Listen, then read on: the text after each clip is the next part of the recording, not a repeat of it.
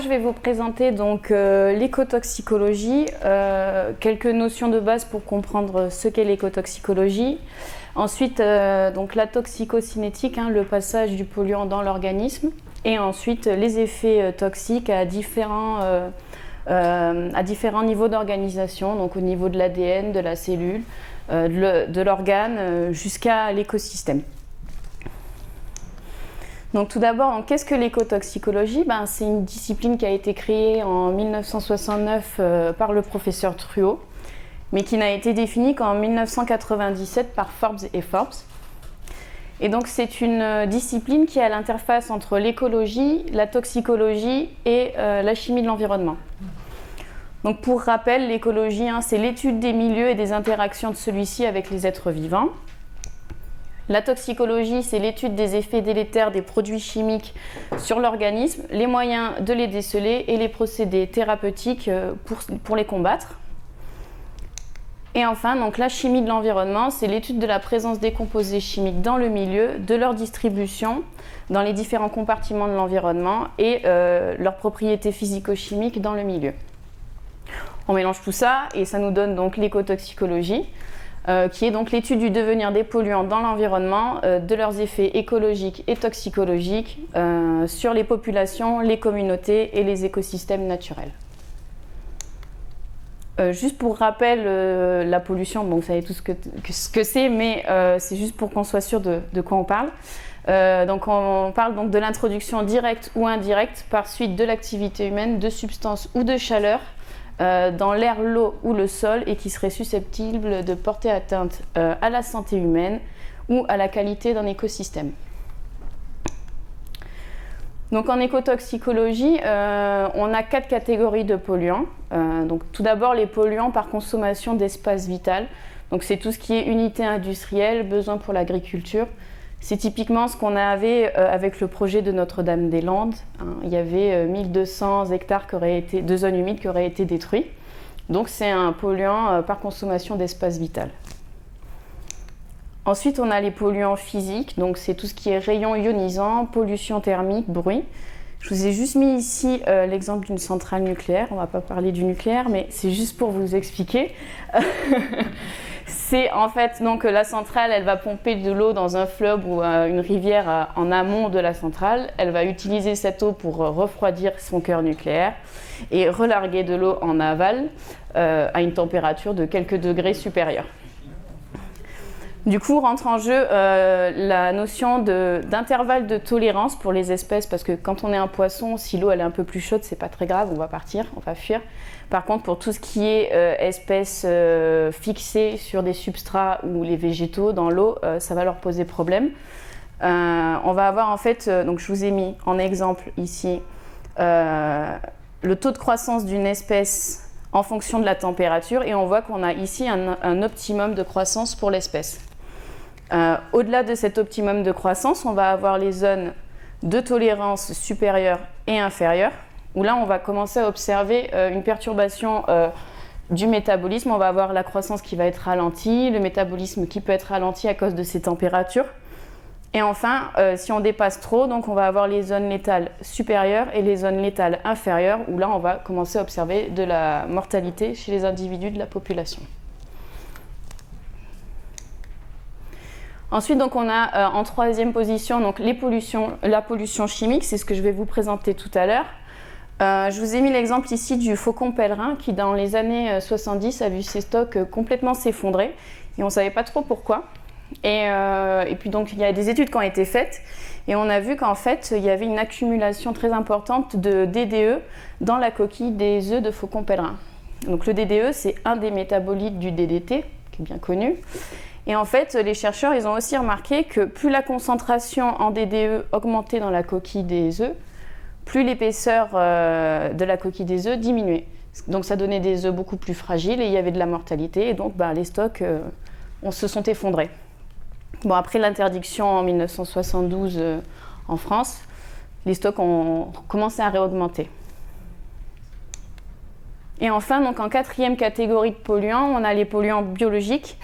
Donc ici, je vous ai mis la photo d'une baie au Japon. C'est pas un terrain de foot, hein, c'est des algues vertes en fait qui se sont du coup développées.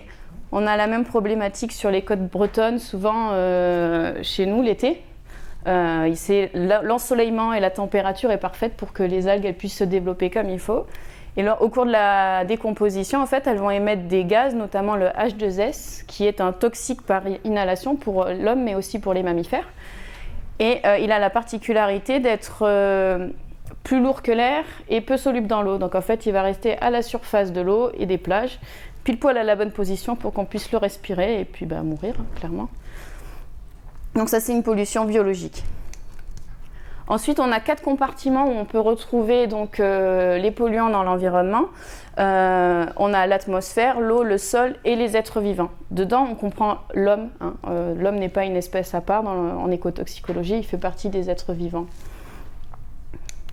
Il y a plusieurs processus de distribution donc, de ces polluants entre l'atmosphère, l'eau et le sol. On peut avoir donc la dissolution dans les pluies pour aller envoyer un polluant de l'atmosphère vers les eaux ou le sol. On va avoir des processus d'absorption, désorption entre le sol et l'eau. Et tout ça va en fait pouvoir régir aussi la distance, la répartition géographique des polluants dans l'environnement. Donc on a les polluants, on les classe également selon 3 répartitions géographiques. On a donc les polluants dits globaux. C'est lorsqu'on va retrouver donc, ce polluant en tout point du monde, peu importe sa source d'émission. Donc c'est le cas, je vous ai mis du méthane et des CFC stratosphériques. Ensuite, on a des polluants régionaux hein, qu'on va retrouver jusqu'à une distance de 1000 km par rapport à la source d'émission. Donc là, c'est le cas des pluies acides dans l'air ou de déchets chimiques dans les océans. Et enfin, on va avoir donc les polluants locaux qui vont arriver jusqu'à 100 km de distance par rapport à leur source d'émission.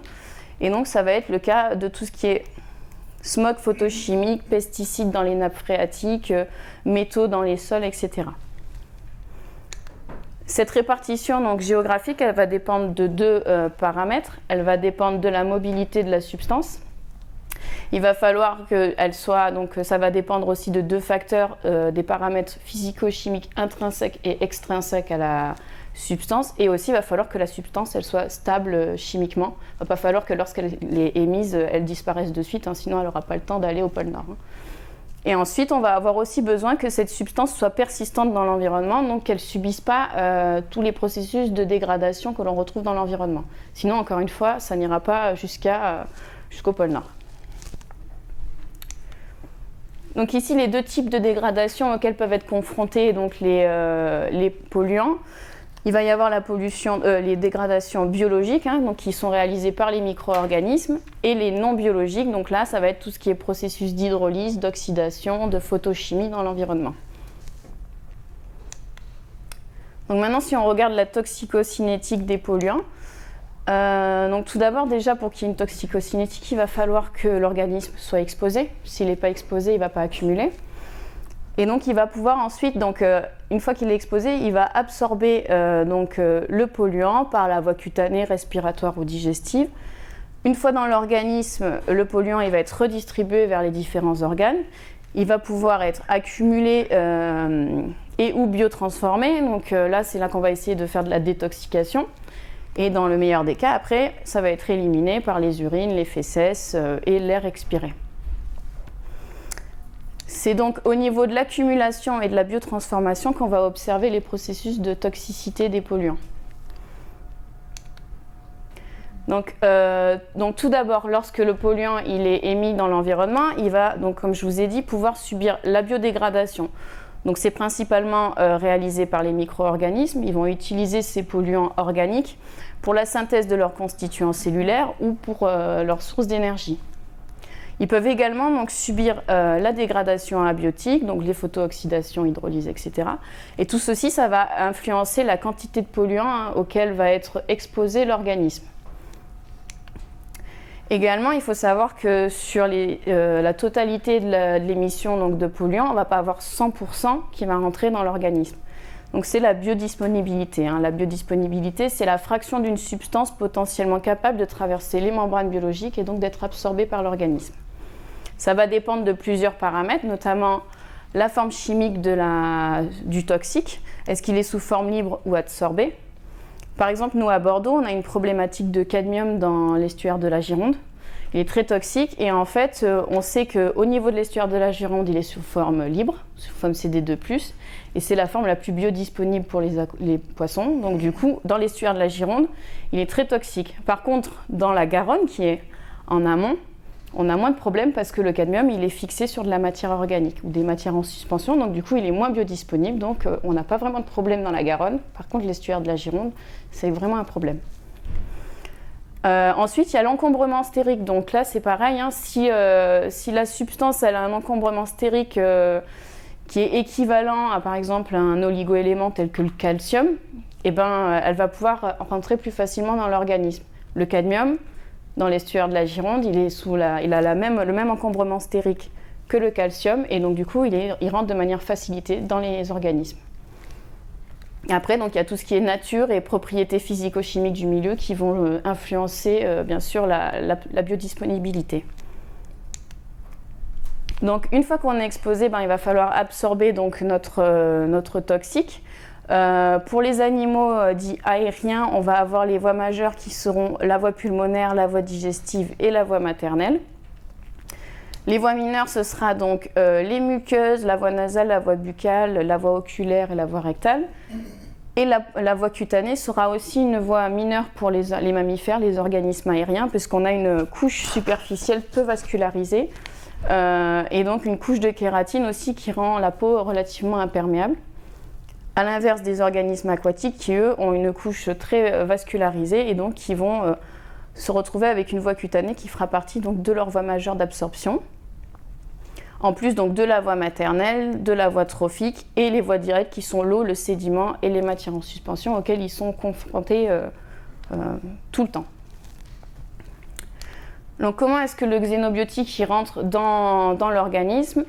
De manière générale, donc, les xénobiotiques ils sont majoritairement hydrophobes et liposolubles, donc ils vont aller davantage vers les graisses. Pour ceux qui ne le savent pas, les cellules des organismes elles sont constituées de lipides, de graisse. Donc en fait, notre xénobiotique il va aller vers notre bicouche, notre membrane cellulaire. Ils vont traverser la cellule et arriver jusqu'au capillaire sanguin pour être redistribués vers les différents organes. Donc on va avoir tout ce qui est petites molécules hydrophobes qui vont diffuser de manière passive, ils vont traverser normalement donc, la cellule. Tous les ions et les petites molécules polaires qui vont passer de manière facilitée par des petits canaux, souvent les canaux à calcium. Et ensuite tout ce qui est grosses molécules qui ne pourra pas passer parce que physiquement ça ne va pas être possible de traverser la cellule. Ils vont être pris en charge par endocytose et ils vont être transportés jusqu'au capillaire sanguin. De là, donc, le sang et la lymphe vont redistribuer nos polluants vers nos différents organes. Tout ce qui est substances hydrophobes, elles vont être absorbées sur les globules rouges, les globules blancs et être donc envoyées vers nos organes. Les substances hydrosolubles, elles vont être transportées sous forme soluble dans le plasma. Et ensuite, les substances gazeuses comme le dioxyde de carbone ou le monoxyde de carbone, elles vont être transportées sous forme dissoute ou fixées sur l'hémoglobine ou sur des protéines plasmatiques. Ici, je vous ai mis donc le pourcentage du flux sanguin total des différents organes dans le corps humain, juste pour vous montrer que la distribution, elle n'est pas uniforme dans l'organisme. On voit que le foie et les reins représentent 50% du flux total sanguin. Donc nos polluants, ils ne vont pas aller donc, tous dans la même quantité vers chacun de nos organes. Donc une fois qu'ils arrivent au foie, donc le foie, un de ses rôles, c'est de détoxifier l'organisme. Donc il va réaliser 3 types de détoxication. Il va faire de la biotransformation des xénobiotiques, de la bioactivation, et si on a des métaux, il va détoxifier avec les métallothionéines. Donc je vais vous présenter rapidement les 3 détoxications. Donc pour la biotransformation, elle se réalise en 3 étapes. Il va y avoir une étape de fonctionnalisation, une de conjugaison et une prise en charge des métabolites conjugués. Donc on a dans le foie notre xénobiotique plutôt lipophile qui va arriver. Il va être pris en charge par des monooxygénases de la cytochrome P450. un mot barbare pour dire qu'en gros, il y a des enzymes qui vont venir pour mettre des groupements fonctionnels sur notre molécule pour la rendre moins toxique. On va avoir donc un métabolite primaire qui va pouvoir soit être éliminé directement, soit c'est pas encore suffisant, donc du coup on va avoir des transférases qui vont se rajouter, qui vont fixer des groupements fonctionnels endogènes pour rendre la molécule le plus hydrophile possible et pouvoir ensuite l'éliminer soit directement, soit via le transport par des protéines. Jusque-là, c'est simple. Ça paraît simple. Donc dans le mauvais cas, on a la bioactivation. Donc là, c'est quand on a nos monooxygénases, en fait, elles vont former un métabolite primaire qui va se retrouver être plus toxique que la molécule mère. Donc on dit que la molécule mère est un protoxique. Donc c'est ici qu'on va avoir une bioactivation et donc un processus de toxicité dans l'organisme. Ici, je vous ai mis un truc bien compliqué pour vous faire peur. Juste pour vous montrer la bioactivation donc, du benzoapyrène, qui en gros va subir donc, il va y avoir plusieurs métabolites et dont certains qui vont être capables de créer des adduits à l'ADN et induire des cancers ou des adduits à l'ADN. Et je vous ai mis ici donc, un exemple, donc 3 exemples de protoxiques. Donc le benzène, la molécule donc, toxique, ça va être le benzène époxyde, une fois bioactivée dans l'organisme. Elle va pouvoir se fixer de manière covalente à l'ADN et provoquer des atteintes de la moelle osseuse ou des cancers. Les HAPE, donc une des molécules toxiques, ça va être l'époxyde. Ils vont donc induire des cancers et de la cytotoxicité. Et enfin le chloroforme, donc la molécule toxique, c'est le phosgène et on va avoir des nécroses hépatiques ou rénales. Donc maintenant, si notre toxique c'est un métal, il va être pris en charge donc, par les métallothionéines. Donc ce sont des protéines plasmatiques qui vont en fait, donc leur rôle principal c'est de réguler les oligoéléments que sont le cuivre et le zinc. Par chance, lorsqu'on a certains métaux comme le cadmium ou le mercure, elles sont également induites et donc elles vont piéger le cadmium ou le mercure. Elles vont le piéger et le transporter jusqu'à des lysosomes où là ils vont être piégés sous forme de granules insolubles et ensuite vont être éliminés dans le canal biliaire et dans les fésses. Donc une fois qu'on a détoxifié, on va essayer d'éliminer tout ça. Donc on a 3 voies majeures d'élimination des toxiques. La voie urinaire, donc on va avoir principalement les toxiques circulants, hydrosolubles. Ensuite, on va avoir la voie biliaire et la voie fécale. Donc là, ça va être, comme je vous ai dit tout à l'heure, les métaux, tout ce qui est insoluble, qui vont être libérés donc, dans le canal biliaire et ensuite dans les fésses. Et enfin, pour la voie pulmonaire, on va éliminer plutôt les toxiques gazeux ou volatiles.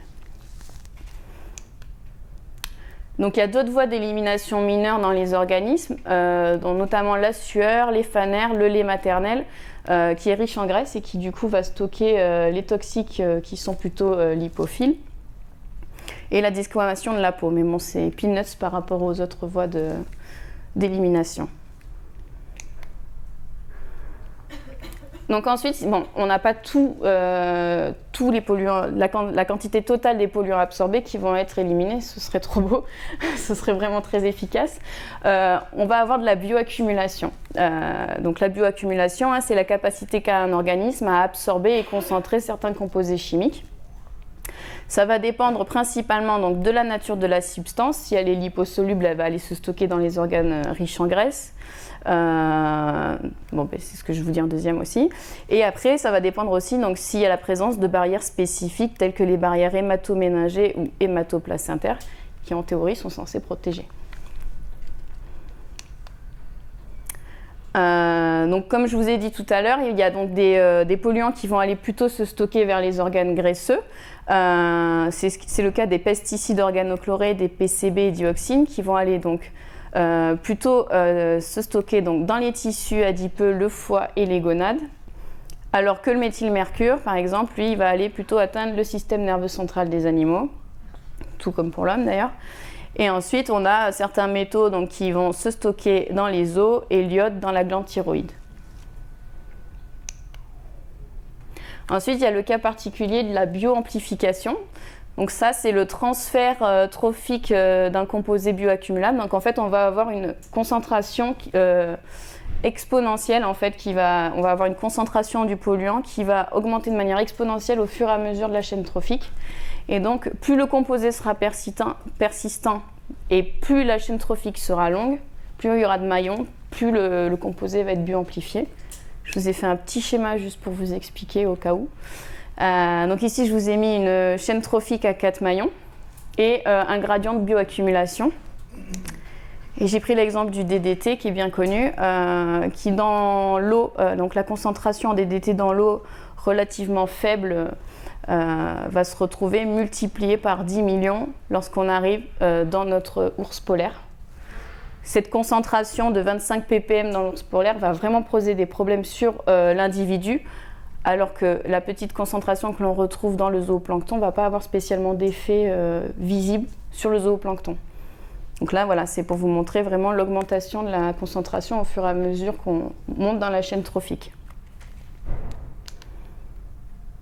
Ouais, c'était pas celle-là, voilà. Je ne vous la présente pas, celle-là. Donc ensuite, il y a différents temps de manifestation donc des effets, mais bon, je pense que vous les connaissez tous, hein, la toxicité aiguë qui arrive rapidement, après quelques heures à une exposition très forte. Après, donc, tout ce qui est toxicité subaiguë et subchronique, hein, qui arrive à des doses un peu plus faibles qu'en toxicité aiguë et qui vont apparaître après plusieurs jours ou plusieurs semaines après l'exposition. Et enfin, la toxicité chronique, hein, qui se manifeste après plusieurs mois ou plusieurs années à une exposition continue, après une exposition continue à de très faibles concentrations.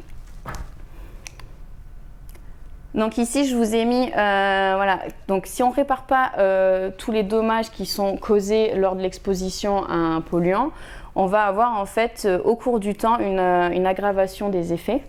Donc si on regarde au bout de quelques minutes à quelques heures, on va avoir des modifications biogéochimiques, des atteintes cellulaires, des atteintes physiologiques. Après quelques mois ou quelques années, si on n'a toujours pas réussi à réparer tout ça, on va avoir l'apparition de pathologies, on va avoir la mortalité de l'individu lui-même. Et après quelques années ou décennies, là, on va commencer à avoir des impacts au niveau de l'écosystème et de la population. Et là, on va avoir donc une diminution de l'abondance, une diminution de la diversité de l'espèce, une diminution de la production biologique, des extinctions d'espèces, etc.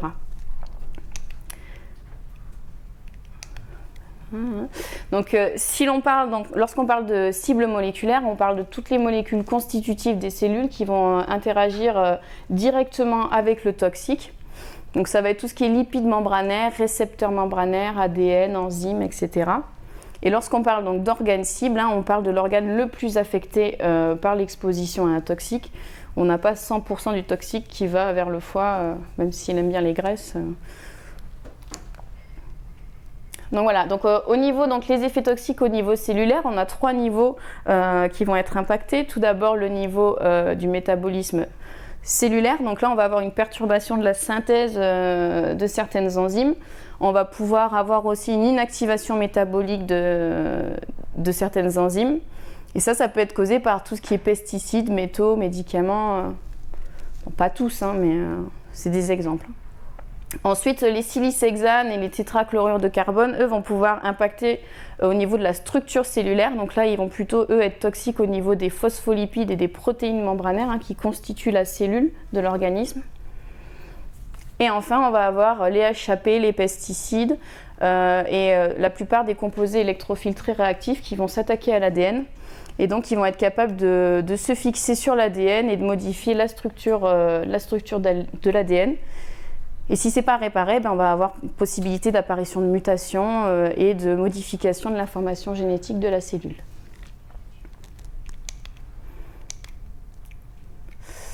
Donc ensuite, au niveau de l'organe, donc on va pouvoir avoir certains polluants. Donc je vous ai mis ici des exemples qui vont être plutôt des toxiques du foie, des reins, du système nerveux central. Certains vont perturber le transport de l'oxygène, ils seront plutôt donc des toxiques du sang. On va avoir aussi donc des immunotoxiques Et en plus, après les fameux reprotoxiques, perturbateurs endocriniens, embryotoxiques, etc. Comment est-ce que ça se traduit au niveau individuel? Donc au niveau de l'individu lui-même, on va avoir donc déjà cas classique la mortalité de l'individu. Bon, ça c'est le plus simple. Mais après on peut avoir aussi une réduction de la longévité. On sait que pour l'homme, la cigarette diminue l'espérance de vie. Certains polluants vont diminuer l'espérance de vie des espèces aussi. On va avoir une réduction de la croissance. On a certains polluants qui vont en fait perturber la photosynthèse des plantes et donc du coup on va avoir des plantes naines et donc une réduction aussi de la quantité de nourriture dans l'écosystème. Ça a beaucoup d'impact. Des anomalies du développement, une perte des capacités de reproduction. Enfin, donc, au niveau de la population en elle-même, on va avoir une diminution de l'abondance ou de l'aire de répartition des populations. Dans les cas extrêmes, on aura une extinction de l'espèce. Et donc, ça nous fait, on va avoir une régression de certaines populations. On peut avoir aussi certains génotypes qui rendent les individus plus vulnérables, qui vont donc, on va avoir en fait certains individus qui vont mourir parce qu'ils auront un génotype qui est plus vulnérable et donc on va avoir une réduction de la diversité de l'espèce puisqu'on n'aura que les plus forts, par rapport à ce polluant-là, mais par rapport à un autre, ils seront peut-être plus faibles, on ne sait pas. Et souvent, ça peut provoquer donc, des extinctions d'espèces aussi. Et ensuite, on a des toxiques qui vont donc perturber le comportement des animaux, notamment tout ce qui est mécanisme de fuite alimentaire, de reproduction. Donc ça va aussi impacter l'espèce, la population en elle-même qui peut disparaître. Donc au niveau de l'écosystème, on va avoir donc une perturbation du recyclage de la matière qui peut se faire donc, par les pesticides ou les pluies acides. En fait, ça va diminuer les quantités, ça va diminuer la pédofaune et la microflore microbienne qui sont essentielles au recyclage de la matière organique dans les sols. Et donc, du coup, on va avoir un moins bon recyclage et donc une perturbation de tout l'écosystème entier, puisque ça fonctionnera beaucoup moins bien. On peut avoir aussi donc, une réduction de la productivité des écosystèmes. C'était pas le dernier diapo. Donc en conclusion, la nature et l'intensité des effets, elle va quand même pouvoir être modulée suivant plusieurs facteurs. Donc le mode de pénétration va être très important, la quantité qui va être éliminée aussi. On va avoir aussi tout ce qui est interaction chimique, le cocktail de polluants auquel l'organisme va être exposé va beaucoup influencer. Donc les effets toxiques parce qu'on va pouvoir avoir des effets synergiques, additifs ou antagonistes. Les facteurs environnementaux, comme je vous ai montré tout à l'heure, le pH, la température, ça va influencer la biodisponibilité des polluants et donc du coup ça va influencer l'absorption. Et enfin, pour conclure, l'hôte lui-même va pouvoir agir ou non, de manière directe ou indirecte, sur la toxicité. Son patrimoine génétique va beaucoup y faire. Chaque individu est différent, même au sein de la même espèce. Mais son âge, on sait très bien que plus on est jeune ou plus on est vieux, on sera beaucoup plus sensible à certains polluants. Le sexe, l'état nutritionnel, si on est à jeun ou non. Ce que l'on mange aussi, parce que pour les hommes, on sait très bien que la mauvaise alimentation, ça aide pas. Et l'état de santé, bien sûr. Si on est malade, on va être beaucoup plus sensible aux polluants et donc on pourra moins se défendre. Voilà, je vous remercie de votre attention.